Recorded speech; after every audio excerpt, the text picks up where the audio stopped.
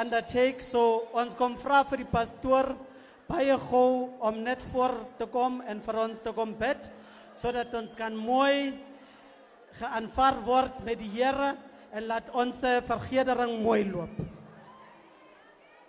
So the pastor is just coming up to just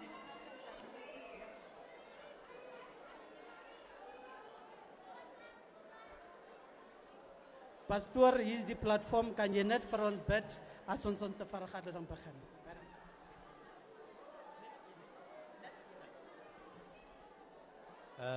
Kom ons staan allemaal. Kom ons staan allemaal in 'n woord van gebed. Dit maakt niet saak. It doesn't matter what religion you belong to, what culture you belong to. When we go home, we're all going to stand in front of one God, not two gods, only one. So it doesn't matter what culture or religion you are. But let's just have a moment of silence and we can just have a word of prayer. Lord, we thank you this evening, Lord, that we can even come here together. And Lord, you know the problems and the difficulties we are facing in every community. But Lord, we are here to resolve this issue. Because, Lord, in the end of the day, we are all children of God and we all have to be respected and we all have to even eat of the fruit that you have even given unto us. But, Lord, we thank you for this hour and even for this day. We ask this in Jesus' mighty name, and even as the meeting is going to go ahead, we pray, Lord, let there be a calmness. Let us solve these things out as adult people. And Lord, we thank you, we honor you, and we praise you in Jesus' mighty name. And we all say, Amen. Thank you.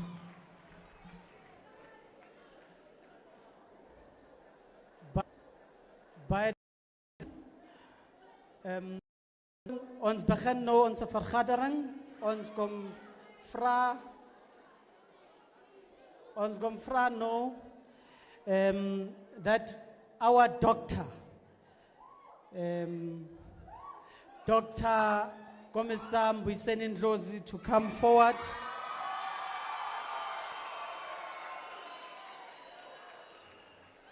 And then take us through the proceedings before the president comes.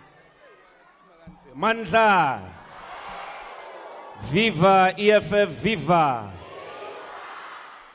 Viva EFF, viva! Amandla! Away two! Tata Juju Tata! Tata Juju Tata! Thank you very much, Comrade Chairperson. And I would like to also pass my greetings to the leadership of the EFF. We have with us our Deputy Chairperson in the province, Philippe Makwala. Please stand up and wave, Comrade Philippe. The Chairperson of the province and MMC of Finance here in Ekurhuleni, Nkululeko Dunga.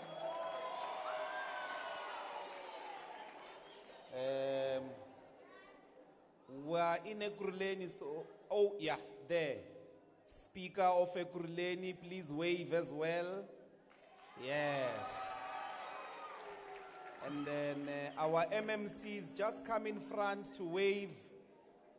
All our MMCs, please come in front so that the community of Reiger Park can know. We've got 5 MMCs in Ekurhuleni. These are 3 of them plus 4. One is deployed, Commissar Tembi there in the Free State. Just wave, guys. These are our MMCs here in Ekurhuleni. Comrade Chairperson, this arrangement of yours is not working. And we've got our coordinator of elections, Commissar Liane Mateis. She's also our leader here in the EFF working in the province. and then some of the leaders are also here with us. My job is very simple. Ekani mantleg Afrikaans praat en ek is baie jammer. I memorized that line. I'm going to welcome to give us a talk today, and I ask all of us to be disciplined, to be quiet. We are all here to listen to the message of the EFF. Agreed? So tell the person next to you, please be quiet because I want to listen. So without any further waste of time, I'm going to request you to help me welcome to the stage, by all rising, our Commander-in-Chief, Julius Malema. Amandla. Amandla. Viva EFF, viva. Tata EFF, tata. Amandla. Down with ANC, down. Down with DA, down. Down with PA, down. Amandla. Thank you very much, Dr. Mbuseni Ndlozi, and our provincial chairperson, the provincial coordinator, provincial deputy chair. It is very late in the day, but we felt it is important for us to come and have an interaction with you so that we get to appreciate the issues that affect our communities. So I am here to just remind you that on the 29th of May, we have to go and vote for the EFF because it is the only organization that cares about the people. We want to make sure that we fight crime everywhere in South Africa, toe for toe, because criminals have taken over the streets. Today, there is no streets where you can move freely. The girl children are unable to go and study at the library. They can't go and study as a group because there is someone waiting for them at the corner to come and violate them. Today, there is too much burglary in our communities because the people are not safe in their own homes. When a person who respects the law stays in fear, and those who don't respect the law are not scared, it's supposed to be the other way around. That those who respect the law must live happily in peace. And there's no need to build high walls.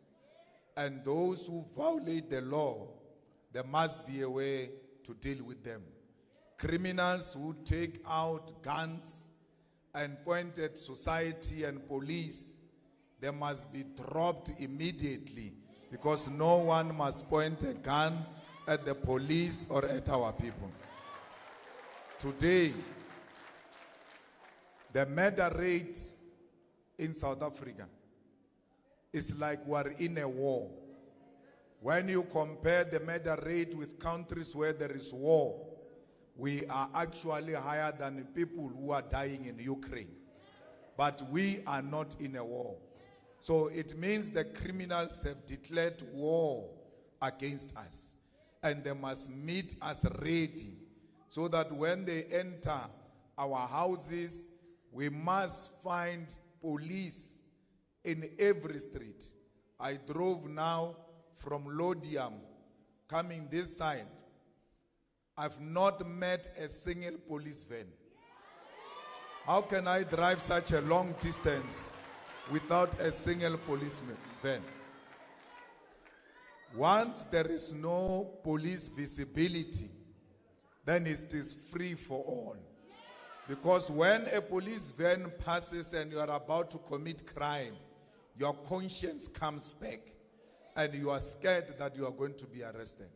So we need police in every town, in every township, in every suburb, and every street. And those informers who inform us of people who commit dangerous crimes, who kidnap others. Once that information helps the police to arrest the perpetrators, the informer must be given money, must be paid, so that we keep on having informers informing us about criminal activities that are happening. How can people kidnap a person and they say they want 50 million? I help you to catch people who are looking for 50 million. You give me 500 rand. It doesn't make sense. I must be thanked properly so that the other person can know that when you give police reliable information, they are going to pay you, and they are going to pay you very well. Then we've got ears and eyes on the ground.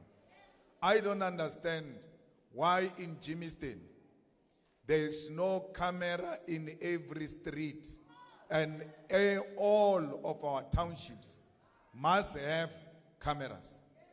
Because when you steal a cell phone here and you run 10 to this street, camera must be looking at you. When you come this way, camera is looking at you. When you go this way, the van is waiting for you. Open, you fall into the van.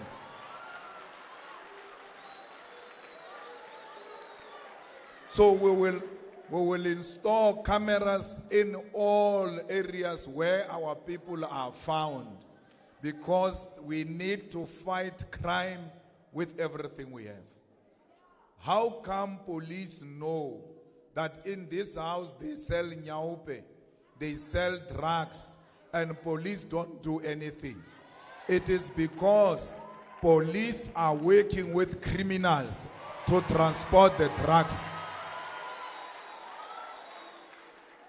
Because once a house is identified as selling drugs, the police must put a trap, use one of the good customers of that house to go and persuade this person to go and buy drugs. When the transaction is busy, police must pounce on that particular person. Because General Mkwanazi, the Commissioner of Police in KwaZulu-Natal, says the reason why he's winning with fighting crime in Natal is because once they say this person is a troublemaker, they start following that troublemaker. Wait for that troublemaker to cause trouble. Then they cause trouble for him. Because you need to monitor this house that sells drugs. People will go in and out. Then you know there is something fishy here.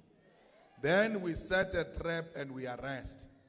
We cannot allow police to be in bed with criminals.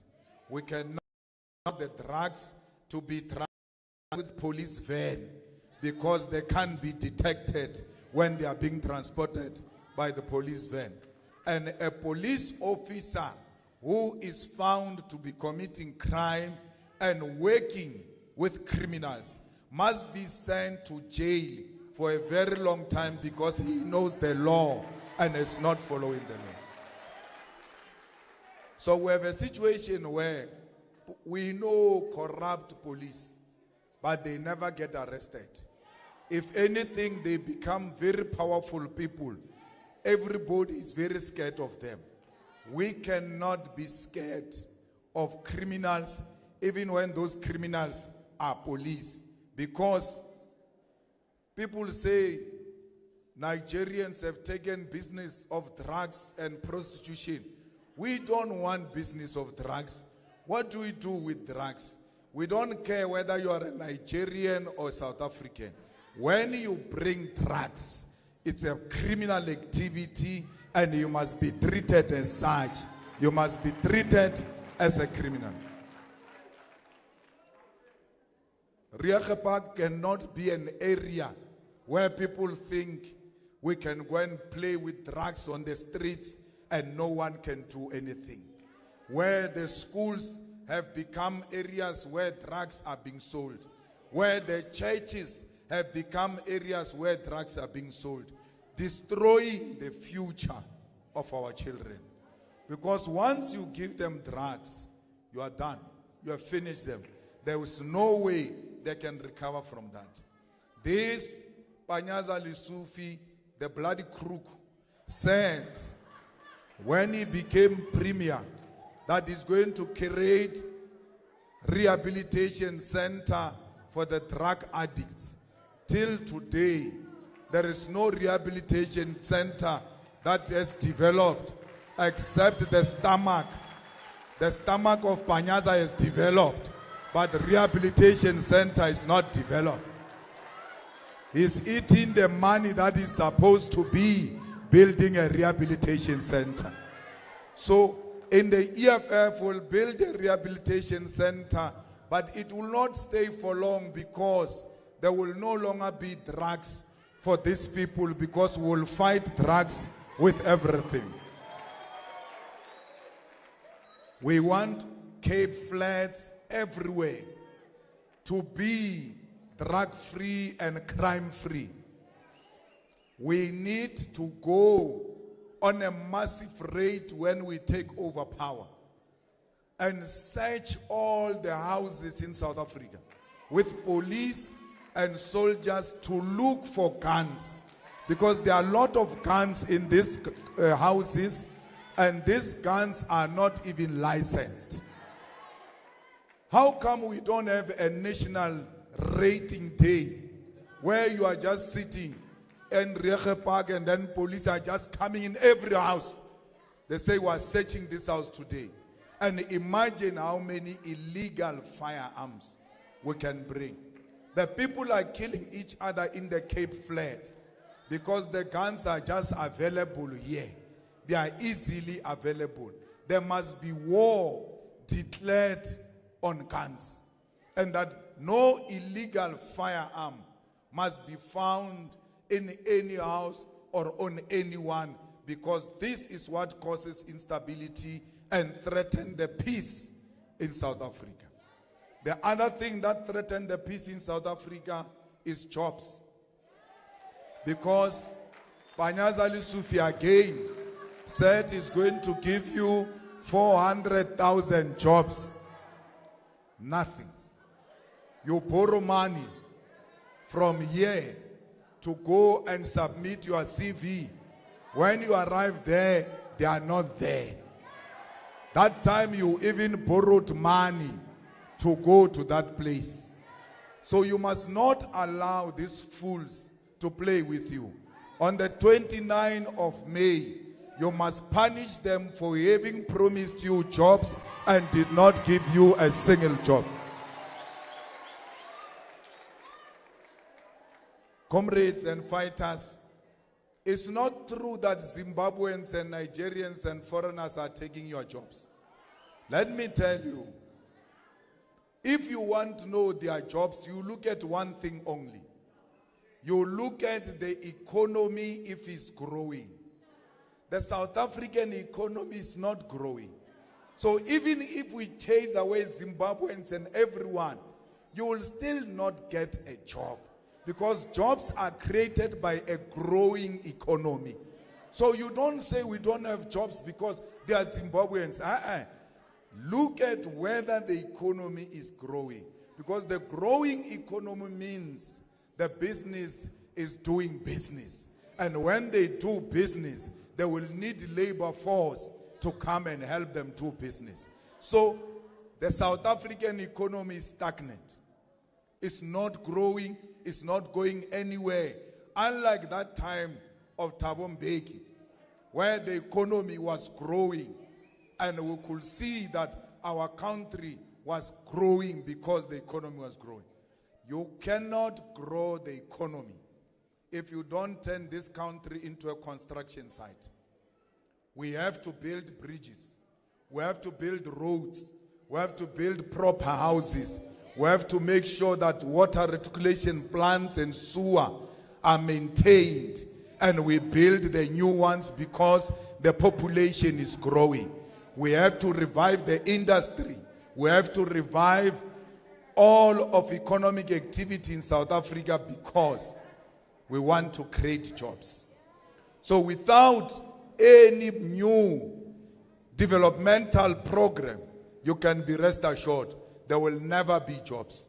The excuse of Zimbabweans is because they think you are illiterate, you can't read economic indicators and be able to make a rational conclusion that in the absence of a growing economy, we'll never get jobs. That's why the EFF, when it takes over, it must revive the textile industry in Cape Town, in Germiston, and everywhere else because there is market for it. Today, you know, I'm driving with this doctor. I'm telling him that these plastic chairs that you are sitting on are produced by a byproduct which comes from Sasol, here in Sasolburg. That byproduct, they go and sell it to China. China uses that byproduct to produce those chairs. And these chairs are expensive because they come from China. We are paying for their shipment here. But the thing is here in Sasol. Why are we not taking it there and produce these chairs here in South Africa? Do you know that we also import toothpick? Maybe some of you don't even know what is a toothpick because you got a luxury. So, match sticks, the matches that we use every day, we don't produce it. It comes from outside South Africa. The plate that you use, plastic plate, plastic, comes from outside. How can't we not produce what we use every day? Because there are customers already for it. I mean, all these women who are sitting here, Dr. Ndlozi, if you say to them, please borrow me a tap away, yes, says, there will be war. She's going to call you the whole day, where's my tap away? But tap away that you love so much, its production is as a result of what comes from Sasol. Look at how expensive tap away is. That's why you are fighting. But we can produce it here and the same quality and then sell to you. You are customers, but we'll be creating jobs for our own people. Because there is no economy without manufacturing which can create jobs. The good thing is that, you know, Africa loves South Africa a lot. Everything that comes from South Africa, they love it. Imagine if we produce tap away from South Africa. It's not only for us. It's for the whole continent. We've got the market. South Africa can produce a flying machine fighter jet. Barking into Roy Falk. Roy Falk is one of the best war machines. We produce it here in South Africa. The Chinese wanted to buy 2 so that they can copy what we are doing. We refuse to sell to them. How can we produce a machine that flies and we can't produce cars? A machine that moves on the ground, we can't produce it. But we produce a machine that can fly. There is something wrong there. Someone went to sign agreements, trading agreements with Germany that we will not produce cars. You will give us cars, we'll buy from you. Went to sign with Japan and many others. We will not produce car, we'll buy from you. If we can produce a flying machine, it must not be difficult to produce a car. And if we produce a car, it means more jobs for our children. South Africa is rich of minerals. We've got platinum, we've got chrome, we've got gold, we've got diamond. Every day on the entry to Richards Bay, they are transporting our raw material out of the country. When you see those cars from tomorrow, when you look at them, you must know that inside those trucks is jobs being shipped out. Because chrome is used to produce steel. In South Africa today, there is nothing you can build without steel, which means steel is in demand. And we've got chrome to produce steel. Why are we sending our chrome to China and everywhere else? They produce steel and sell the steel back to us, when we can produce our own steel through beneficiation here in South Africa. You know, Gauteng, Johannesburg, was made by the discovery of gold. This place is not a preferred place of settlement. That's why, because it's got too much water, it was a forest. But when they discovered gold, they now had to create conditions for settlement. So, which means everywhere where a mineral is discovered, then that place must look like Johannesburg. Because Johannesburg was made by a mineral. Why is platinum not making Rustenburg look like Johannesburg? Because platinum is a mineral as well. Why is Bakersford, if it has got chrome, why is not looking like Johannesburg? We need to decentralize the economy of South Africa to depopulate this Gauteng. Because this Gauteng is going to become a nightmare very soon. Everybody wants to settle here.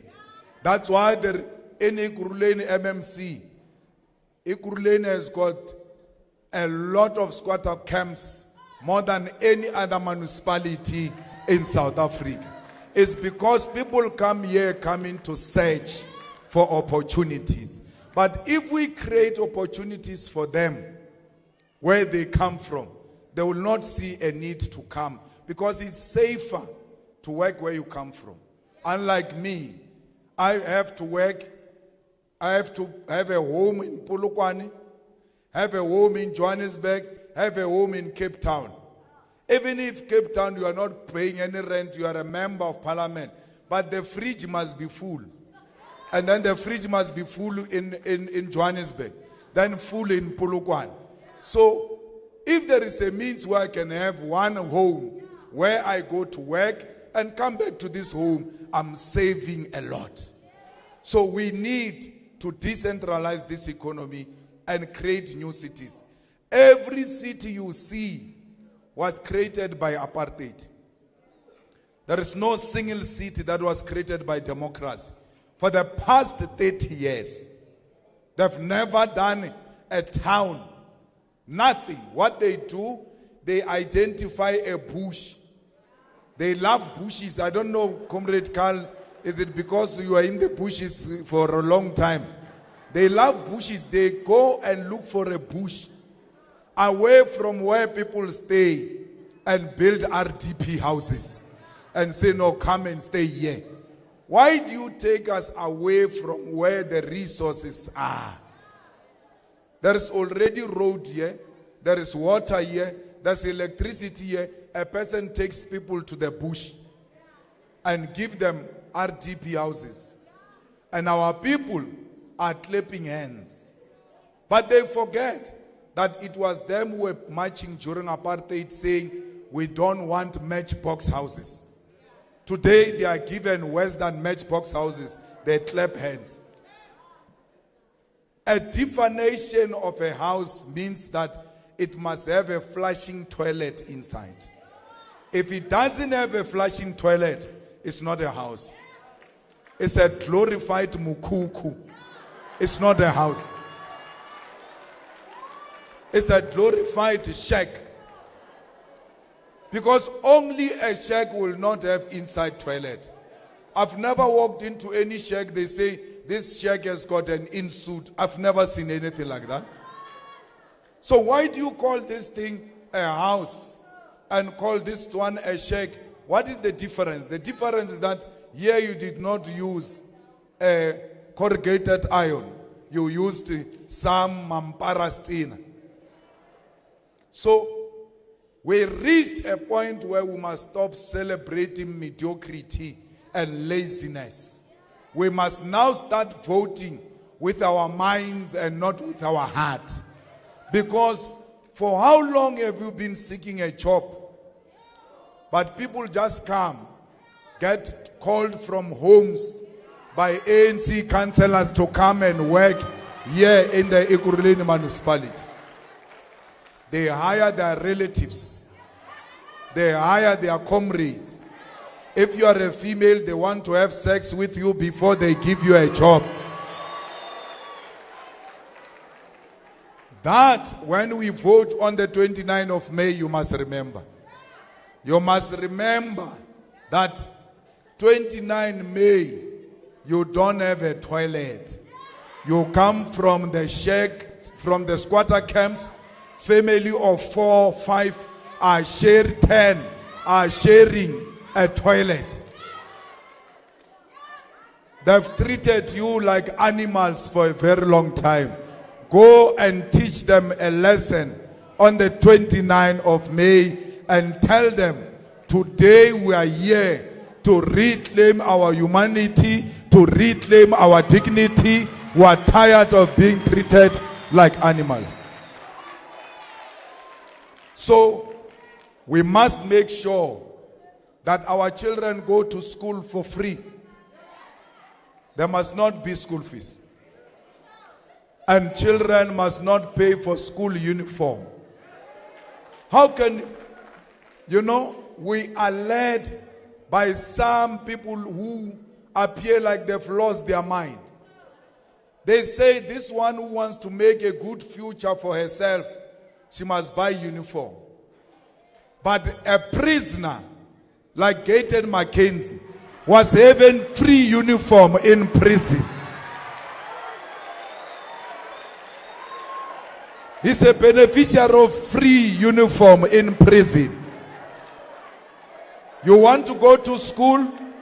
Go and buy uniform. Oh, you want to go to prison? We give you uniform for free. We give you food, breakfast, lunch, supper. We give you water. We give you electricity in prison.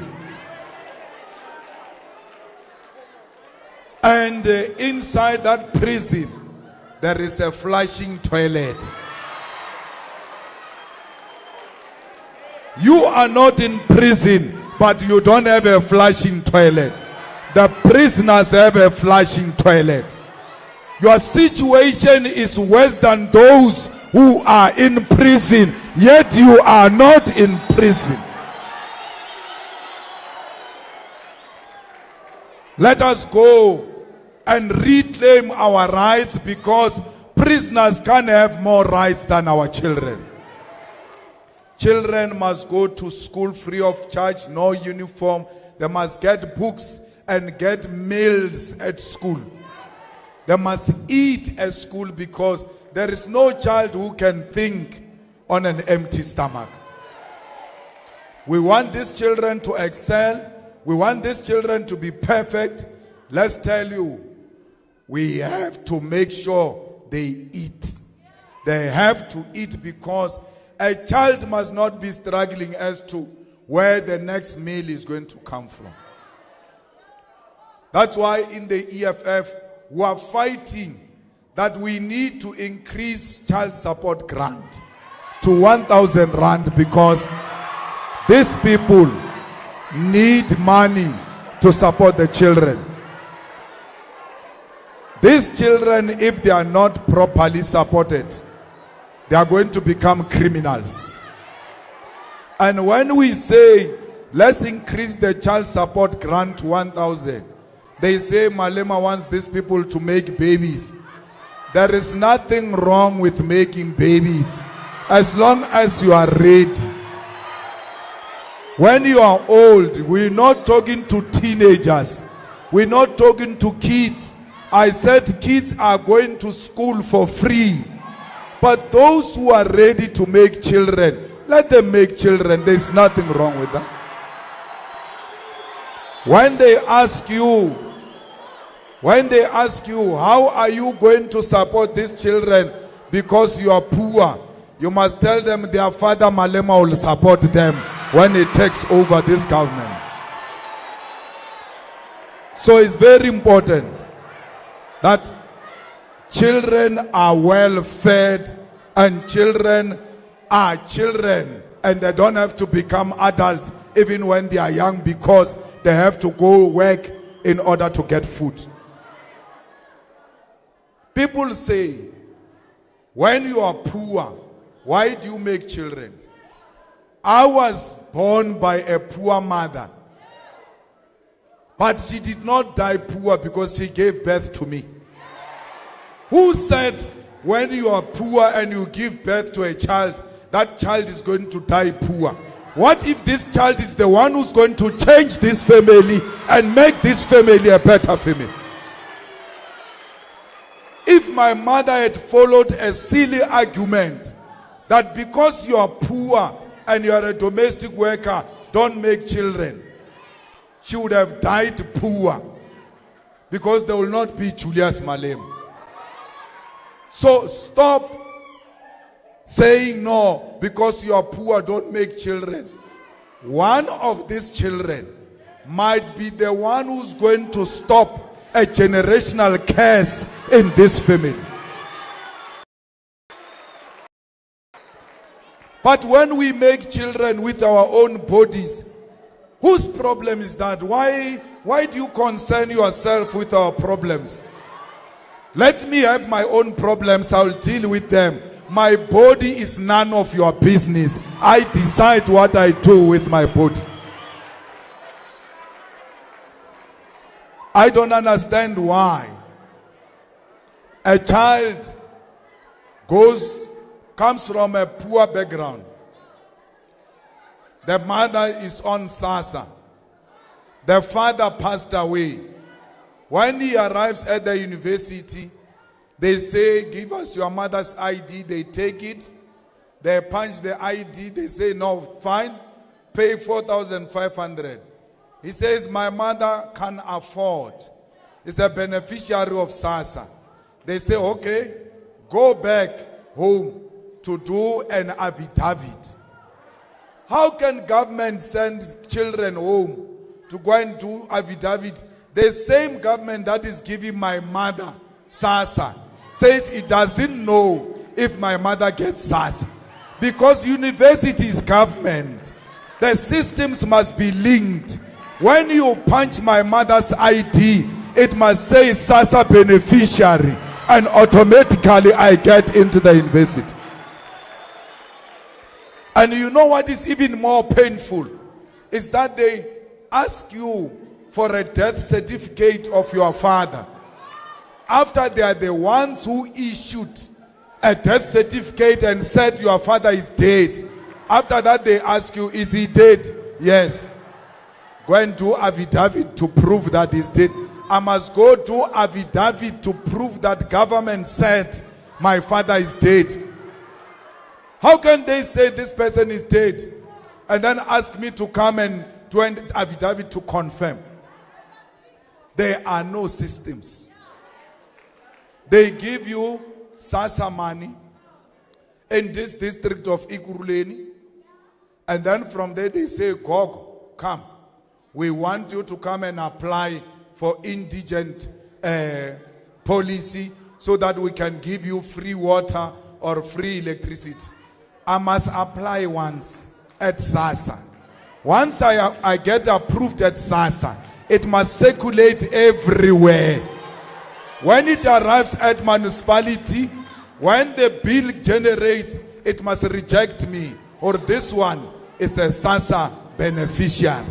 Now Ugogo must be going to halls, must be going to town to feel indigent. How come they don't know that you are poor? Because they're the ones who said you are poor. They gave you SASSA and said you are poor. All of a sudden they don't know that you are poor. Come and fill up the forms. Today, God must protect me not to faint here in this hall, because if I faint here and I can't speak, you rush me to the hospital. They will never punch on a computer and get my medical history. As a result, they are going to give me medication that I'm allergic to.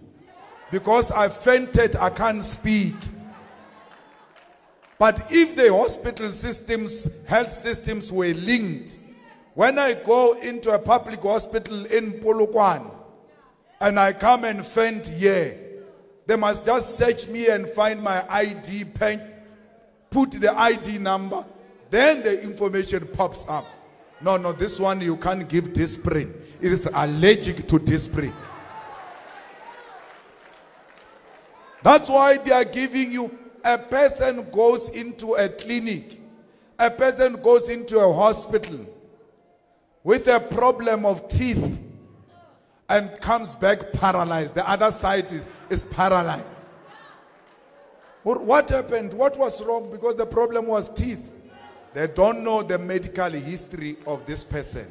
And as a result, they give this person wrong medication. So, only a government of thinkers can come up with these things. Every ward must have a clinic, and that clinic must operate 24 hours. And that clinic must have an ambulance and qualified doctor and nurses. Today, we are told there are unemployed doctors. How can you have an unemployed doctors when there is a demand of doctors everywhere? Only the EFF government will deliver clinics that are going to operate 24 hours. Fighters, how can you close a clinic at 4 o'clock? Who said we are sick until 4 o'clock? Hey, Gula, we are about to close now. Gula, get sick. Get sick quickly, we are closing. That time you are pregnant. We don't know when is the water going to break. You rush to a clinic. You arrive at the clinic by 5 o'clock. As you approach the gate, they close the gate and lock, and they say to you, we've closed. Hey, I'm about to deliver, please help me. There's nothing I can do, we've closed. As a result, mothers give birth on the gates of clinics because clinics are closed. There is no time to give birth. At any time you can give birth, you must find a clinic open. Whether there are people or not, we will put security guards there to look after those people, to look after our equipment. Fighters, we have load shedding. And today, they say we have 24 days without load shedding. Then they say we must celebrate. How can we celebrate that? Load shedding is not gone. And I'm happy government is not saying load shedding is gone. They say we have suspended load shedding. But people don't ask them, why do you suspend it? They suspended it for a purpose of elections. After elections, load shedding is going to come back. 29 May, stage 6, after voting, when the counting starts, they are going to switch off electricity so that they can steal the votes. So they must find you ready. That's why I'm telling you this. I'm preparing you. I know these crooks. When the counting starts, you must be having a torch. When they switch off, you switch on. Criminal. Because these people can't be trusted. Load shedding is man-made. When we were watching our favorite rugby World Cup, load shedding didn't come. As if load shedding knows there is rugby. How can electricity know there is rugby? Only a human being knows that there is rugby. Switch on. Immediately after Kolisi raised the cup, stage 6, back to load shedding. That's what they are going to do. We must know that these people are putting us in darkness, and we must not be fooled. On the 29th of May, we must vote against load shedding when we go to the polls on the 29th of May. Water shedding is also coming, by the way. Because these days, here in Ekurhuleni, we are starting to experience shortage of water. Why? The infrastructure has collapsed. The infrastructure built by apartheid has collapsed. Ramaphosa goes to Hammanskraal, where cholera killed people. He goes there to say, and this cholera kills people because a water reticulation plant, which its budget was passed and monies were paid to a contractor, is not built. People are drinking dangerous water. Ramaphosa went and pretended to care and moved around Hammanskraal and all of that with a big nose going around and then he left. After he left, the situation in Hammanskraal is worse. How can a president go where there is a problem and the president has got no solution? The president, wherever he goes, he must provide solution. We must all feel that there was a president here. So it can't be correct that Ramaphosa just pretend to care and then more people are dying because of cholera in Hammanskraal. The infrastructure is too old. We need to build new water infrastructure. We need to maintain the one that we have. Otherwise, the taps are going to run dry. They are not telling you that problem, that we are going for water shedding. Because these people found everything else apartheid built. Instead of just maintaining it, they destroyed it and did not build anything in the past 30 years. You know, sometimes I sit down and I'm like, you know, maybe I'm being too harsh on Ramaphosa back and think a bit, what did this man do right? I can't find one. Just one. So we cannot allow a man to buy us with 350 and pretend like we care. He cares about us. He doesn't care about us. He's bribing us. We cannot be bought cheap with 350. We cannot be bought cheap with the ANC t-shirt. We cannot be bought cheap with the food parcels that only comes during elections, and after elections they don't care. Gone are those days when they come to our houses. You must be able to take those food parcels and put them inside the house and lock the door and go outside. No, I've been waiting for you guys. What have you done in the past 30 years? Because we are still in poverty. When you take that food parcel, don't feel bad. It's not an ANC food parcel. It's your money. All of you seated here, you are the ones who bought that food parcel. Because they are buying that food parcel with our taxes. And everyone in this hall pays a tax. Because when you buy, you must look at the receipt. There's something written VAT. It is VAT that buys those food parcels. And therefore, it's your money. Don't feel bad that, no, we took their money, we must vote for them. It's your money. RDP houses, it's your money. It's not ANC money. ANC doesn't have money. It can't even pay its own staff members. That's why they don't have posters.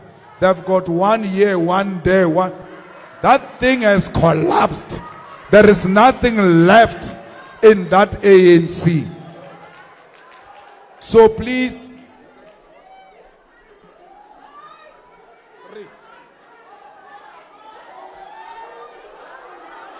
now we are going to national elections. We are going to elect national president. We are going to elect provincial government. This is not a local government. EFF is for all of us. Colored, Indians, Africans, whites. As long as you are not a racist and you don't want to be a crook, you are more than welcome to join the EFF. There is no EFF that hates white people. There is no EFF that hates colored people. There is no EFF that hates Jesus Christ. Because someone was saying, Malema doesn't love Jesus Christ, he's not a Christian. I am a Christian. And all these ones who come to you saying Malema doesn't love Jesus Christ, you must tell them that I've built a church in my home in honor of my mother. There is a house of the Lord standing in my township because of me. Why would I build a church if I don't believe in Jesus Christ? So, in the EFF, you are Christian, Muslims, everyone. This is the home of everybody. There is no white Afrikaner who's going to be driven to the sea. This is their home. They have naturalized, they are with us, but we are going to share the land. There's no one who's going to dominate the ownership of the land and the economy. We are going to share it. They say Malema is a racist. He doesn't want white people. I've never said that. All I said was, let's share. When I say let's share, because they don't want to share, they say it's racist. I say I demand equality. That black and white must be the same and sit on the same dining table. I say, man, sit on the table with a black man. They like, now he wants us to sit with monkeys. We don't want that. Because that's how they look at us. How can you have a problem sharing a table and a meal with a fellow human being? So, anyone who comes here and lie that EFF doesn't love the people of Ward 34, they must know he's going to get answers because you have heard it from the horse's mouth. You must tell this bandit of PA that you are lying. We are going national, we are going province. You voted criminals here at 134. We don't want criminals. People who have gone to prison because they are 26, 28. The people who are working with drug lords were voted during local government. Those criminals must end here. We don't want to see them in parliament. Parliament is not a home of criminals. You must tell them, Hashem, we love you local, but there is serious matters there, and criminals can't deal with serious matters. So there is no PA that owns colored communities. Colored people are independent people. They can think independently. They can make their own decisions independently, and no one must speak on their behalf. And no one should claim to be speaking. So the EFF is here today to say this is a home of the EFF. Ward 34 will vote the EFF on the 29th of May. Victory is certain. Amanda! Amanda! Viva EFF, viva! Viva EFF, viva! Thank you very much.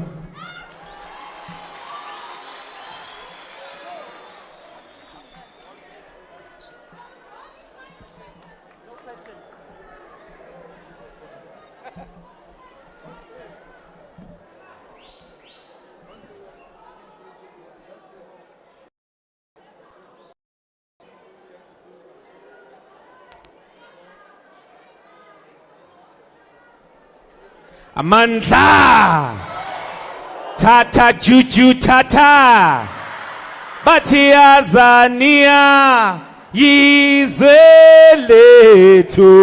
Chess Solitata Ngalo Malema Aule Iaza Awiaza. I'm going to call the TG, Commissar Lien Mateis, who's going to do a vote of thanks. The president is rushing yet to another community meeting, which has already started as well. I want him to come tell you all how much we love you and we are grateful for your presence here. Please give Lien Mateis a round of applause. Thank you, my doctor. So most people would think I speak fluent Afrikaans, né? And I don't. My convener and the chairperson of Gauteng is more fluent in Afrikaans than I'll ever be. But baie dankie, Ward 34, for showing up today and for having patience. We want to thank our president in particular for honoring our appointment to the meeting. President, we have to release him right now, so we're going to ask the president to go. You know that he is very, very busy. We're going to close. Thank you once again, all the residents of Ward 34. We have some food for you as you leave and on your go on your way out. Thank you.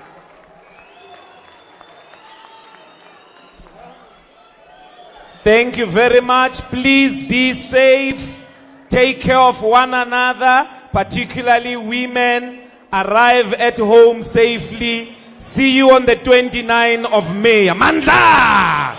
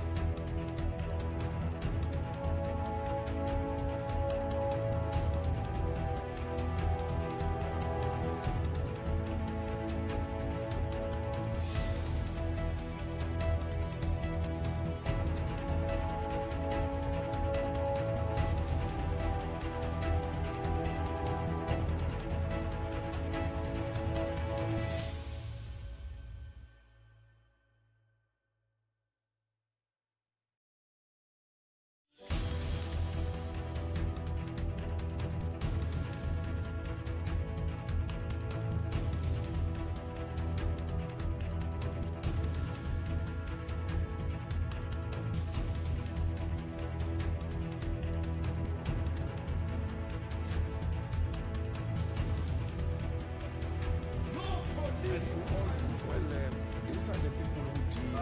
Well, we're in Soweto. The message is simple. We're calling on all young. Said the EFF would not reach this milestone.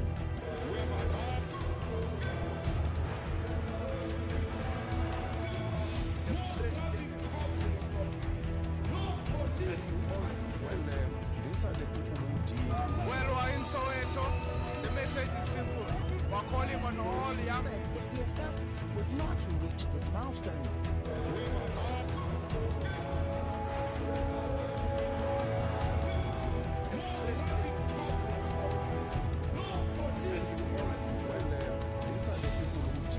Well, we're in Soweto. The message is simple. We're calling on all young. Said the EFF would not reach this milestone.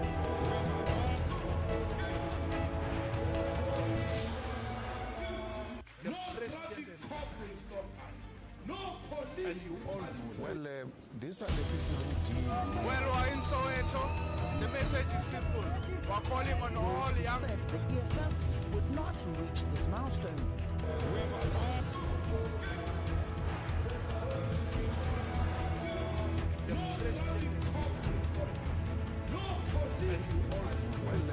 These are the people who deal. Well, we're in Soweto. The message is simple. We're calling on all young. Said the EFF